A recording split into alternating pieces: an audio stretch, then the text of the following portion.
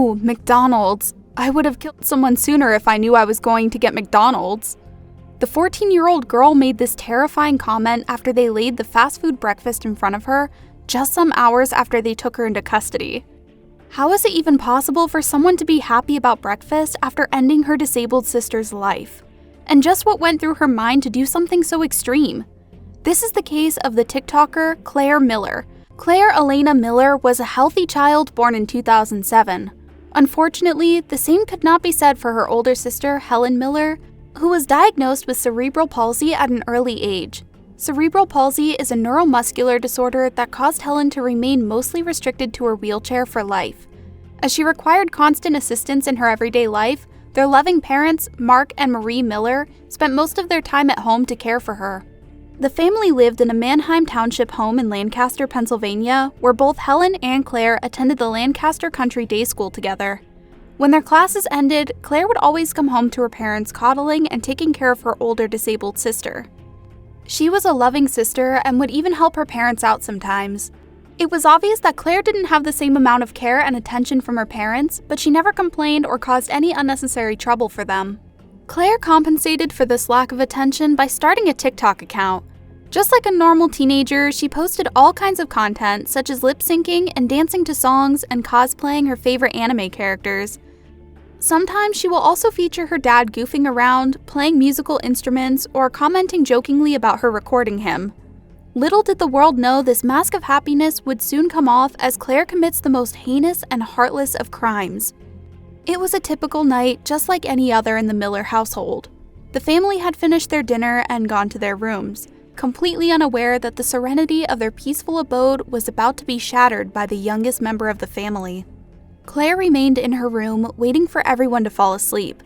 Then, she slipped out of her chambers and made her way to the kitchen, heart racing with adrenaline as she gripped a sharp object in her hand. As she made her way to her sister Helen's bedroom, the silence was deafening. She crept into the room at around 1 a.m., the darkness of the night shrouding her in secrecy. Helen was sleeping peacefully, completely unaware of the danger that was lurking just inches away from her. In a disturbing display, Claire mercilessly attacked her helpless sibling multiple times, indifferent to the sight of Helen's warm blood spilling onto the bed. To complete the heinous act, she placed a pillow over Helen's disfigured face, adding to the horror of the situation. It's even more tragic to know that Helen, due to her disability, was unable to defend herself. It was around 1:08 a.m. on the 22nd of February 2021 when the Manheim Township emergency dispatcher responded to Claire's 911 call. She informed the authorities that she had murdered her sister. The police arrived at the Millers' house in less than 5 minutes after the call. A white bloody glove and a blood-stained giraffe plush toy lay on the ground as a girl with short hair and dark eyes washed her dirtied hands while barefoot in the snow. Her blue t-shirt and checkered pajama pants were visibly soaked in blood while she repeatedly whispered to herself, "I stabbed my sister." This horrific scene is what the police witnessed after arriving at the crime scene of Helen Miller. Claire appears to be traumatized from the incident, but still manages to lead the police into their house. As the cops approached Helen's room, Mark and Marie Miller woke up from their sleep to stumble upon the hideous sight of their older daughter's face under the pillow, with a knife sticking out of the neck just above her chest, and their younger daughter being the culprit behind this horror. Claire appeared to be deeply shaken by what had happened. Helen's hands were up near her head, and the officers noticed that she was red all over her chest and bed. They made efforts to bring Helen back to consciousness, but her still body remained unresponsive. Helen Miller was officially declared to be dead at 4:13 in the morning. As for Claire Miller, she was arrested on charges of criminal homicide and would be charged when she turns 18, as murder does not come under the jurisdiction of delinquent crime according to the state laws of Pennsylvania. It is unclear if Claire had planned the events of the night, or if it was a spur-of-the-moment decision driven by the jealousy and hatred she felt toward her sister. One can only imagine how devastated the parents must have been. It's just too much to take to know that it was your own daughter that ended the life of your other child. The next morning after the murder, Claire was already beaming happily at her fast food breakfast brought by the police. And this was the spine-chilling moment when she said, "Ooh, McDonald's. I would have killed someone sooner if I knew I was going to get McDonald's." Her behavior and actions aren't normal for someone who had just committed such a crime. She also texted her friends, "I'm sorry guys, I killed my sister." It must have been shocking for her friends to receive such a message. The disturbing turn of events has left everyone in Lancaster County deeply unsettled and in disbelief. It is tough to acknowledge a minor committing a crime in such a gruesome fashion. After her arrest, her TikTok account went viral for the wrong reasons. People were commenting and sharing her latest chilling video, which featured haunting objects such as latex gloves lying in the snow with blood splattered on them, and a stuffed toy giraffe stained with blood. It is unclear if Claire recorded the video herself, but it was posted on her account after Helen's murder. Eventually, more of her old videos resurfaced where her violent tendencies could be seen through her preferences for Japanese video games and mangas filled with gore. She occasionally posted intense anime or violent scenes which could be disturbing to some people. Her follower count skyrocketed, but her account was eventually taken down by TikTok due to multiple community guideline violations. However, it was too late as many users had already saved and made copies of her videos and began to repost it in different accounts. Though Claire was only 14, she was tried as an adult in the Lancaster County Court in accordance with Pennsylvania homicide laws.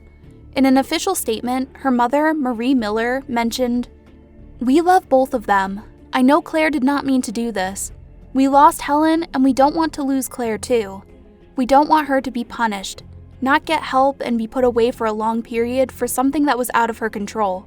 We can't lose her too." Her parents were heartbroken and they couldn't afford to lose another child. Approximately 2 months after the crime, they tried Claire Miller through a video feed from her prison. She pleaded her case as not guilty and forego any opportunities for arraignment.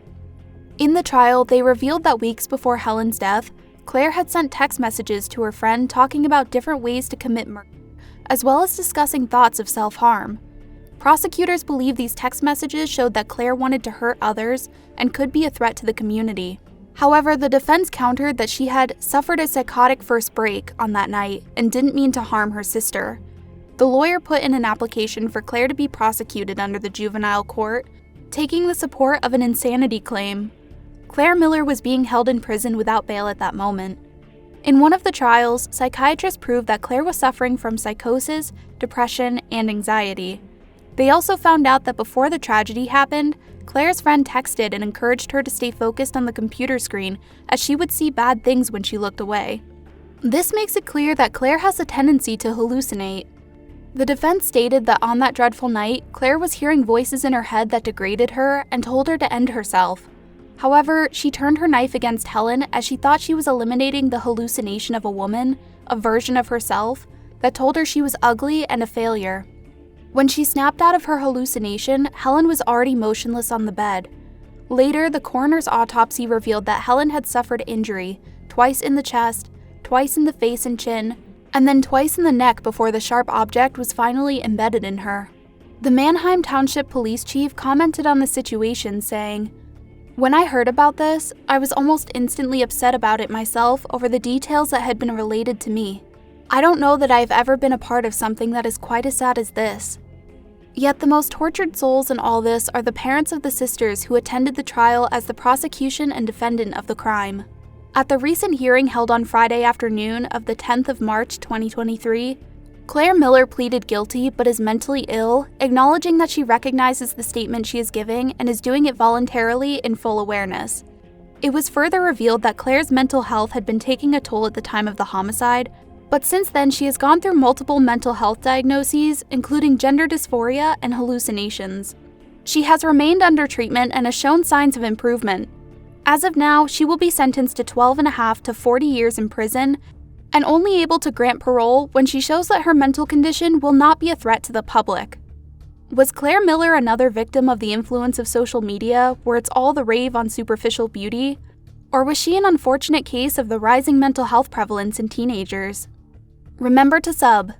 Thanks.